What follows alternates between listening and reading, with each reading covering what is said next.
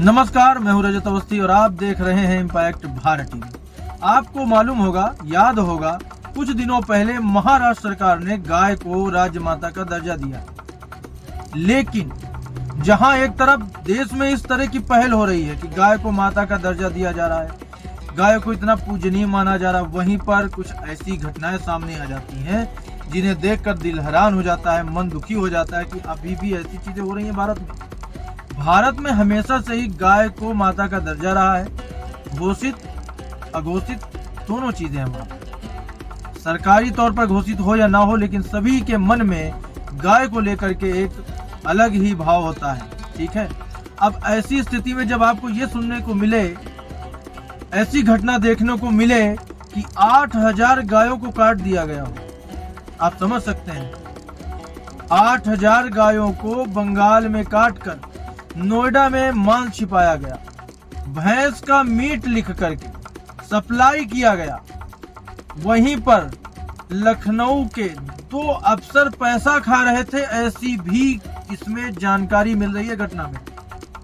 किसी का भी मन इसमें क्या होगा, आप दिमाग खराब होगा ना ऐसी खबरें देख करके। जहां एक तरफ सरकार इतने बड़े बड़े कदम उठा रही है, आप सोचो यूपी में, उत्तर प्रदेश की अगर बात करो तो सीएम योगी ने गौ रक्षा के लिए कितने बड़े बड़े कदम उठाए हैं, कितने बड़े बड़े कदम उठाए। गौशालाएं बनाई जा रही हैं। महीने के तौर पर गाय पालने वालों को जो है सहयोग राशि भी सीएम योगी दिला रहे हैं। और अगर ऐसी चीजें सामने आए तब तो ये पूरी बड़ी खबर जो है ना, ये आपको हम बताते हैं कि असल में मामला क्या है।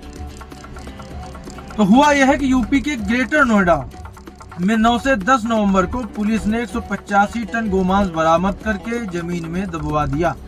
गायों को पश्चिम बंगाल के स्लॉटर हाउस में काटा गया था। वहां से बोनलेस मीट कंटेनरों में भरकर स्टोर करने के लिए 1500 किलोमीटर दूर यूपी भेजा गया। कोल्ड स्टोर से इसकी सप्लाई देश विदेशों तक होनी थी। जितना मीट जो है रिकवर हुआ है, ये करीब 8 से 10 हजार गायों के होने का अनुमान है। आप सोचिए, इतनी बड़ी संख्या में गायों को काट दिया गया। 8 से 10 हजार गायों का मीट था वो। जिस कोल्ड स्टोरेज में गोमांस रखा हुआ था, उसे सब्जियां और अन्य खाद्य सामग्री रखने के नाम पर 4 महीने पहले ही लाइसेंस जारी हुआ था उसका। बीजेपी विधायक नंदकिशोर गुर्जर का आरोप है कि लखनऊ में बैठे 2 सीनियर अधिकारी गाय कटवाकर पूरा जो है उसका पैसा खा रहे थे। गाजियाबाद बुलंदशहर हाईवे पर ग्रेटर नोएडा के दादरी क्षेत्र में लुहारली टोल प्लाजा है। 9 नवंबर की रात करीब 8 बजे दादरी पुलिस और गोरक्षा हिंदू दल कार्यकर्ताओं ने एक कंटेनर रुकवाया। इससे 32 टन मांस बरामद हुआ। पता चला कि यह मांस दादरी क्षेत्र में बिसाहड़ा गांव जाने वाली रोड पर बने एसपीजे कोल्ड स्टोरेज में जा रहा था। वहां भी पुलिस ने छापा मारने की कार्रवाई की। कोल्ड स्टोर में 153 टन पैकिंग मीट बरामद हुआ है। आप सोचो, 153 टन। 16 नवंबर को मथुरा लैब से मांस के सैंपलों की जांच रिपोर्ट आई। इसमें पता चला कि यह सारा गोमांस है। पुलिस ने 185 टन मांस को नष्ट करा दिया है। इस केस में truck driver Shivshankar, helper Sachin, cold store के मालिक पूरन जोशी, निदेशक खुर्शीदुन नबी और मैनेजर अक्षय सक्सेना को जेल भेजा गया। इसके बाद 2 और आरोपियों की गिरफ्तारी हुई है। लेकिन ये घटना जो मैं आपको बता रहा हूँ, ये साधारण नहीं लगती और इसमें कई बड़े बड़े लोगों के हाथ होंगे, ये आप पक्का नोट कर लीजिए। और ये आएगा सामने। इतना बड़ा जो ये चल रहा था ना सिंडिकेट, ऐसे नहीं चल रहा था। ये स्वीकार करने वाली चीजें है नहीं और ना हो सकती हैं एक्सेप्टेबल। नोएडा पुलिस को अभी तक कोल्ड स्टोरेज से पैकेजिंग मीट के 4 तरह के पैकेट मिले हैं। 4 तरह के। इन पैकेट्स पर एल माजिद, एल तमीम, सारा और हूर परी नाम लिखा हुआ है। माना जा रहा है कि इन्हीं 4 ब्रांड्स के नाम से बोनलेस मीट की सप्लाई होती थी। कुल 2 तरह के पैकेट बनाए जाते थे, 6 किलो और 2 किलो। इन सभी पैकेट पर लिखा है फ्रोजन बोनलेस बफेलो मीट, यानी भैंस का मांस, जबकि इनके अंदर गोमांस होने की पुष्टि लैब में हुई है। ये कोई हवा में कही गई बातें नहीं है। लैब में पुष्टि हुई है कि गोमांस है वो बफेलो मीट नहीं है। जानकारी के अनुसार एक स्वस्थ गाय में करीब 3 कुंतल मांस निकलता है। अगर हड्डियों को अलग कर दिया जाए तो ये मांस 1 से 1.25 कुंतल तक बचता है। इस प्रकार नष्ट कराया गया 185 टन मांस 8 से 10 हजार गायों के होने का अनुमान है। वो नंबर में तो आप बोल सकते हो कि ये 8 से 10 हजार गायों का मांस होगा, लेकिन 8 से 10 हजार गायों को काटना और उनका मांस निकाल करके 1500 किलोमीटर दूर पश्चिम बंगाल से उत्तर प्रदेश नोएडा पहुंच जाना, ये मामूली चीज नहीं है। पुलिस को अभी तक मिली जानकारी में इस कोल्ड स्टोरेज से मांस की सप्लाई अफ्रीका, महाद्वीप और खाड़ी के देशों तक होने की बात सामने आई है। हालांकि लिखित रूप में ऐसा कोई दस्तावेज नहीं मिला, ये बात सिर्फ आरोपियों से मौखिक पूछताछ के आधार पर ही पता चली है। इस केस का मुख्य आरोपी कोल्ड स्टोरेज का मालिक पूरन जोशी है। पूरन ने पुलिस को बताया ये सारा गोमांस दिल्ली निवासी मोहम्मद खालिद का है। अब आप नाम नोट करो। फिर लोग बोलते हैं एक को ही टारगेट किया जाता है, नहीं किया जाता, उनके हाथ उसमें सने हुए निकलते हैं तब बोला जाता है। तो फिर मैं बता देता हूँ, इस केस का मुख्य आरोपी कोल्ड स्टोर का मालिक पूरन जोशी है। पूरन ने पुलिस को बताया कि ये जो भी माल है, ये सारा गोमांस दिल्ली निवासी मोहम्मद खालिद का है। खालिद की यूनिवर्सल फूड एक्सपोर्ट कंपनी है। कंटेनर और कोल्ड स्टोर में जो गोमांस मिला है वो खालिद की पश्चिम बंगाल और दिल्ली स्थित कंपनी से मंगवाया हुआ था। कंपनी है भाई साहब की। फिर लोग बोलते हैं अरे क्या यही दिखाते हैं चैनल में। कंटेनर में गाय के मांस को हम गत्ते के डिब्बों में पैक करते हैं और उनके ऊपर भैंस के मांस का लेबल लगाते हैं ताकि रास्ते में चेकिंग होने पर कोई दिक्कत ना हो। पुलिस ने अपनी रिपोर्ट में खालिद को भी आरोपी बनाया है और गिरफ्तारी के प्रयास शुरू कर दिए गए हैं। खालिद को दिल्ली के इंदिरा गांधी हवाई अड्डे से पुलिस कस्टडी में लिए जाने की चर्चा है, लेकिन फिलहाल पुलिस ने इसकी पुष्टि अभी तक नहीं की है। अगर ये बात सच निकलती है, अगर पुलिस पुष्टि करती है तो इसका मतलब इंदिरा गांधी हवाई अड्डे से खालिद फरार होने की फिराक में था। यही होता है ना इसका मतलब। पुलिस बताए क्या कर रहा था वो वहाँ इंदिरा गांधी एयरपोर्ट दिल्ली में।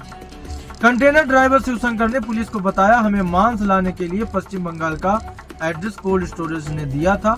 हम उस एड्रेस पर पहुंच जाते थे। इसके बाद हमें 4 घंटे के लिए वहां से हटा दिया जाता था। जब पूरा कंटेनर लोड होने के बाद उसमें सील लग जाती थी तब हमें फोन करके वहां बुलाया जाता था। हमें कभी कंटेनर के अंदर भैंस तो कभी बकरे का मीट, मटन बताया जाता था। कंटेनर चलने से पहले हमें सिर्फ ई वे बिल दिया जाता था, साथ ही एक मोबाइल नंबर ये कहकर मिलता था कि अगर रास्ते में कोई गाड़ी रोके तो इस नंबर पर कॉल कर देना। पश्चिम बंगाल से चलकर हम बिहार, उत्तर प्रदेश होते हुए नोएडा आते थे।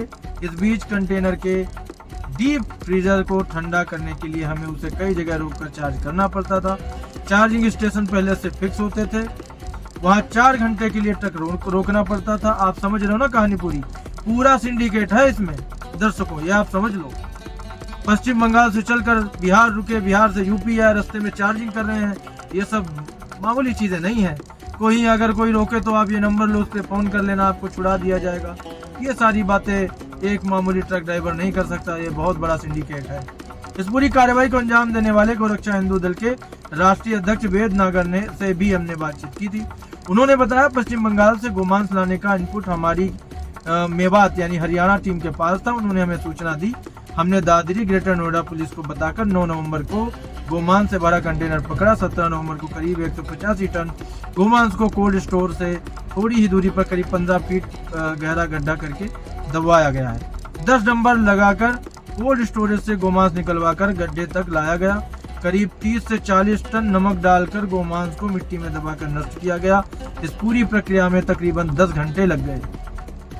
हम बिसाहड़ा गांव की रोड पर बने एसपीजे कोल्ड स्टोरेज पर पहुंचे। ये कोल्ड स्टोर करीब 5 एकड़ जमीन पर बना है। यहाँ पता चला कि कोल्ड स्टोरेज में 2 स्लाटर हाउस का मांस स्टोर किया जाता है। इसमें एक चेन पश्चिम बंगाल और दूसरी उत्तर प्रदेश से जुड़ी हुई है। स्टोरेज के अंदर कुल 7 चेम्बर बने हुए हैं जिसके अंदर गोमांस मिलता है। वो चेम्बर नंबर 5 था, इसे पुलिस ने सील कर दिया है। कुछ और चेम्बरों में पनीर सहित अन्य खाद्य पदार्थों का स्टोरेज है।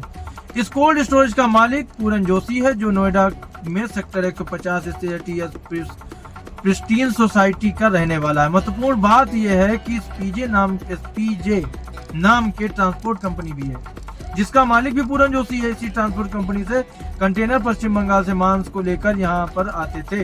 पुलिस मान रही है कि पूरन जोशी ट्रांसपोर्ट कंपनी और कोल्ड स्टोर दोनों का मालिक है, इसलिए दूसरे आरोपी यानी कि खुर्शीदन नबी ने उसे मीट सप्लाई के काम में भी पार्टनर बना लिया होगा। ऐसा इसलिए किया होगा ताकि गोमांस सप्लाई वाली बात ज्यादा लोगों तक फैलने से बच जाए। दादरी सर्किल के एसीपी अमित कुमार सिंह ने बताया, हमने दूसरे चैम्बरों में रखे मांस के सैंपल भी जांच के लिए भिजवाए हैं। इनकी रिपोर्ट अभी लैब से आनी बाकी है। फिलहाल जांच पूरी होने तक कोल्ड स्टोरेज में गए सामान रखने पर रोक लगाई गई है। मांस के अलावा अन्य जो खाद्य पदार्थ वहाँ स्टोर है वो लोग अपनी सुविधा अनुसार वहाँ से निकाल सकते हैं। कोल्ड स्टोर का लाइसेंस उद्यान विभाग देता है। हमने इस बारे में सहायक उद्यान निरीक्षक ऋचा शर्मा से बात की। उन्होंने बताया, जुलाई 2024 में इस कोल्ड स्टोरेज को लाइसेंस दिया गया था। पिछले महीने इसका निरीक्षण किया गया। इस दौरान अलग अलग चैम्बरों में सब्जियां सहित अन्य खाद्य पदार्थ स्टोर थे। तब एक भी चैम्बर में मांस का स्टोरेज नहीं था। इधर पशुपालन विभाग का कहना है कि अगर जनपद में नए कोल्ड स्टोर को लाइसेंस दिया जाता है तो उद्यान विभाग हमें सूचना क्यों नहीं देता? इसे देना चाहिए, लेकिन इस कोल्ड स्टोरेज के लाइसेंस की हमें कोई सूचना नहीं है। अब इस पूरे प्रकरण में राजनीति भी तेज हो गई है। 21 नवंबर को गाजियाबाद के लोनी क्षेत्र से बीजेपी विधायक नंदकिशोर गुर्जर नोएडा पुलिस के डीसीपी साद मियां खान से मिले। उन्होंने आरोपियों पर गैंगस्टर एनएसए लगाने की मांग की। विधायक ने नाराजगी जताते हुए कहा, यूपी गैर राज्य में इतनी दूर से गोमांस लाकर स्टोरेज किया जा रहा था, किसी को इसकी भनक नहीं थी। उन्होंने दो टूक सवाल किया, अगर यहाँ कोई परमाणु बम लाकर रख देता? सवाल तो वाजिब है, अगर यहाँ कोई परमाणु बम लाकर रख देता तो? विधायक ने सीधे तौर पर आरोप लगाया है कि लखनऊ में बैठे 2 अधिकारी गाय कटवाकर पैसा खा रहे हैं। वो निचले अफसरों को काम नहीं करने दे रहे हैं। इधर इस मामले में अब एक महापंचायत भी बुलाई गई है। यह हिंदू महापंचायत दादरी क्षेत्र के गांव सादापुर में हनुमान मंदिर के पास महावीर फार्म हाउस में होगी। इस महापंचायत के लिए साधु संतों, गौरक्षकों, हिंदू और सामाजिक संगठनों को न्योता दिया गया है। महापंचायत के जरिए मांग रखी जाएगी कि गोकसी कांड के सभी आरोपियों पर एनएसए गैंगस्टर लगे और घर ध्वस्तीकरण की भी कार्रवाई हो। अब आप मुझे बताओ, इस पे सबसे बड़ी बात कर लेते हैं थोड़ा सा जल्दी से, कि इतना बड़ा कांड हो गया, इतनी दूर से यहाँ गोमांस आ गया, वो भी टनों में आ गया, लेकिन किसी को भनक कैसे नहीं हुई? ना पुलिस को हुई, ना किसी को हुई। हिंदू संगठन उसके बारे में जानकारी पा रहे हैं और वो पुलिस को बता रहे हैं, उनको ले जाकर के कार्रवाई करा रहे हैं। प्रशासन का फेलियर नहीं है क्या? वो भी ऐसे राज्य में जहाँ पर सीएम योगी ने, मैं फिर कहूंगा, सीएम योगी ने गौ रक्षा के लिए बहुत बड़े बड़े कदम उठाए हैं। तो ये सोचने वाली बात है और हमारी मांग होगी सरकार से, यूपी सरकार से, कि इस पर कठोर एक्शन ले और जो भी इसमें लिप्त है उनके खिलाफ कठोर से कठोर दंडनीय कार्रवाई की जाए। तो आज की ये बड़ी खबर यहीं तक। और सबसे बड़ी एक बात और आपको बता दें, किसी भी चैनल ने, मैं फिर कह रहा हूँ, आप समझ लो ये चीज, किसी भी न्यूज चैनल ने, टीवी चैनल ने इस घटना को नहीं दिखाया है, या जिसने दिखाया है उसने डिटेल में नहीं दिखाया है। इम्पैक्ट भारत टीवी पर यह खबर टीवी पर भी चल रही है और आप सब उस पर देख ही रहे होंगे। और जिन्होंने अभी चैनल नहीं लिया वो टीवी पर तुरंत चैनल ले लें और इम्पैक्ट भारत टीवी के जो यूट्यूब चैनल है उसे भी फटाफट जो है सब्सक्राइब कर लें, ठीक है, ताकि आपको हर खबर सबसे पहले हम दे सकें, डिटेल के साथ दे सकें। तो मिलते हैं आपसे एक और बड़ी खबर के साथ, तब तक आप देखते रहिए इम्पैक्ट भारत टीवी।